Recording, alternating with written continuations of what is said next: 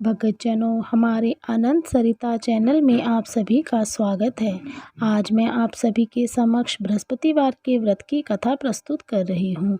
इसकी विधि इस प्रकार से है। इस दिन बृहस्पतिश्वर महादेव जी की पूजा होती है। दिन में एक समय ही भोजन करें, पीले वस्त्र धारण करें, पीले पुष्पों को धारण करें। भोजन भी चने की दाल का होना चाहिए, नमक नहीं खाना चाहिए। पीले रंग का फूल, चने की दाल, पीले कपड़े तथा पीले चंदन से पूजन करना चाहिए। पूजन के पश्चात कथा सुननी चाहिए। इस व्रत के करने से बृहस्पति जी अति प्रसन्न होते हैं तथा धन और विद्या का लाभ होता है। स्त्रियों के लिए यह व्रत अति आवश्यक है। इस व्रत में केले का पूजन होता है। इस व्रत की कथा इस प्रकार से है। किसी गांव में एक साहूकार रहता था, जिसके घर में अन्न, वस्त्र और धन की किसी प्रकार की भी कोई कमी नहीं थी, परंतु उसकी स्त्री बहुत ही कृपण थी। किसी भिक्षार्थी को कुछ नहीं देती थी, सारे दिन घर के कामकाज में लगी रहती थी। एक दिन एक साधु महात्मा बृहस्पतिवार के दिन उसके द्वार पर आए और भिक्षा की याचना की। स्त्री उस समय घर के आंगन को लीप रही थी। इस कारण साधु महाराज से कहने लगी कि महाराज, इस समय तो मैं घर लीप रही हूँ, आपको कुछ नहीं दे सकती, फिर किसी अवकाश के समय आना। साधु महात्मा खाली हाथ चले गए। कुछ दिन के पश्चात वही साधु महाराज आए और उसी तरह भिक्षा मांगी। साहूकारनी उस समय लड़के को खाना खिला रही थी। कहने लगी, महाराज, मैं क्या करूं, अवकाश नहीं है, इसलिए आपको भिक्षा नहीं दे सकती। तीसरी बार महात्मा आए तो उसने उन्हें उसी तरह टालना चाहा, परंतु महात्मा जी कहने लगे कि यदि तुमको बिल्कुल ही अवकाश हो जाए तो मुझको भिक्षा दोगी।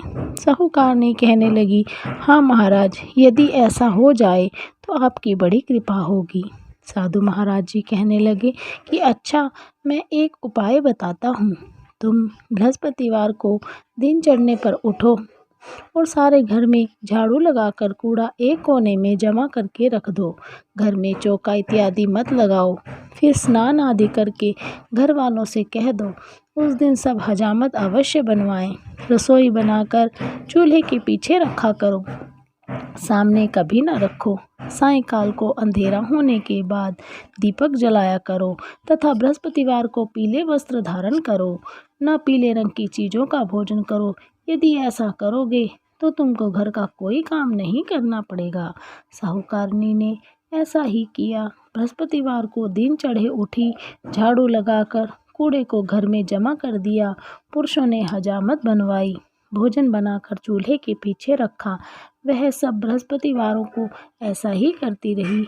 अब कुछ काल बाद उसके घर में खाने को दाना न रहा। थोड़े ही दिन में वही महात्मा फिर से आए और भिक्षा मांगी, परंतु सेठानी ने कहा कि महाराज, मेरे घर में खाने को अन्न नहीं है, आपको क्या दे सकती हूँ। तब महात्मा ने कहा, जब तुम्हारे घर में सब कुछ था तब भी तुम कुछ नहीं देती थी, अब पूरा पूरा अवकाश है तब भी कुछ नहीं दे रही हो, तुम क्या चाहती हो वह कहो।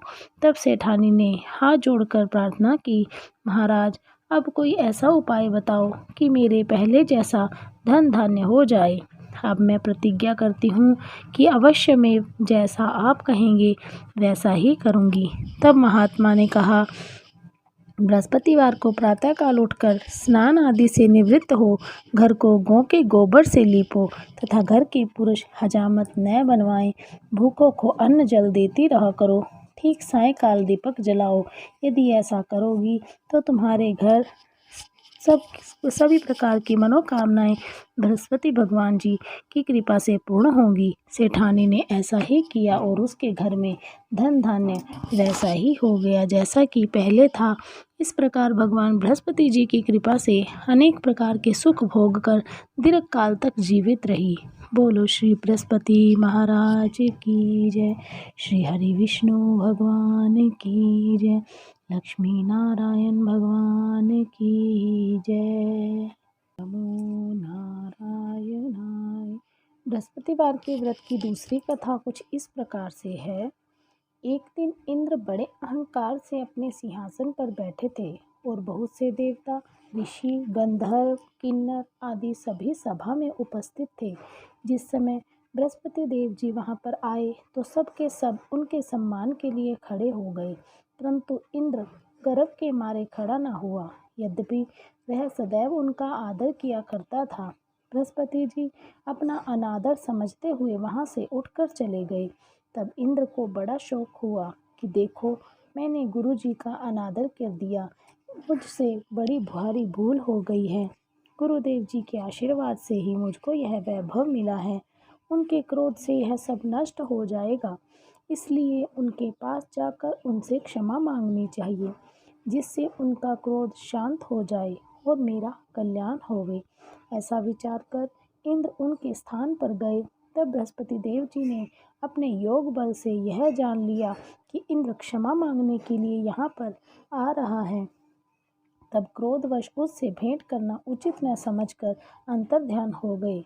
जब इंद्रदेव ने बृहस्पति जी को घर पर न देखा, तब निराश होकर लौट आए। जब दैत्यों के राजा विश्वकर्मा को यह समाचार विदित हुआ, तो उसने अपने गुरु शुक्राचार्य की आज्ञा से इंद्रपुरी को चारों तरफ से घेर लिया। गुरु की कृपा न होने के कारण देवता हारने व मार खाने लगे। तब उन्होंने ब्रह्मा जी को विनयपूर्वक यह वृतांत सुनाया कि और कहा कि महाराज, दैत्यों से किसी प्रकार बचाइए। तब ब्रह्मा जी कहने लगे कि तुमने बड़ा अपराध किया है, जो गुरुदेव को क्रोधित कर दिया। अब तुम्हारा कल्याण इसी में हो सकता है कि त्वष्टा ब्राह्मण का पुत्र विश्वरूपा तब बड़ा तपस्वी और ज्ञानी है, उसे अपना पुरोहित बनाओ तो तुम्हारा कल्याण हो सकता है। यह वचन सुनते ही इंद्र त्वष्टा के पास गए और बड़े विनीत भाव से त्वष्टा से कहने लगे कि आप हमारे पुरोहित बनिए, जिससे हमारा कल्याण हो। तब त्वष्टा ने उत्तर दिया कि पुरोहित बनने से तपोबल घट जाता है, परंतु तुम बहुत विनती करते हो, इसलिए मेरा पुत्र विश्वरूपा पुरोहित बनकर तुम्हारी रक्षा करेगा। विश्वरूपा ने पिता की आज्ञा से पुरोहित बनना स्वीकार कर ऐसा यत्न किया कि हरि इच्छा से इंद्र विश्वकर्मा को युद्ध में जीत कर अपने इंद्रासन पर स्थित हुए। विश्वरूपा के 3 मुख थे। एक मुख से वह सोमपल्ली लता का रस निकाल पीते थे, दूसरे मुख से वह मदिरा पीते थे, तीसरे मुख से अन्न आदि भोजन करते थे। इंद्र ने कुछ दिनों उपरांत कहा कि मैं आपकी कृपा से यज्ञ करना चाहता हूँ। जब विश्वरूपा की आज्ञानुसार यज्ञ प्रारंभ हो गया, तब एक दैत्य ने विश्वरूपा से कहा कि तुम्हारी माता दैत्य की कन्या है, इस कारण हमारे कल्याण के निमित्त एक आहुति दैत्यों के नाम पर भी दे दिया करो तो अति उत्तम बात है। विश्वरूपा उस दैत्य का कहा मानकर आहुति देते समय दैत्य नाम भी धीरे से कहने लगा। इसी कारण यज्ञ करने से देवताओं का तेज नहीं बढ़ा। इंद्र ने यह वृतांत जानते ही क्रोधित होकर विश्वरूपा के 3 सिर काट दिए।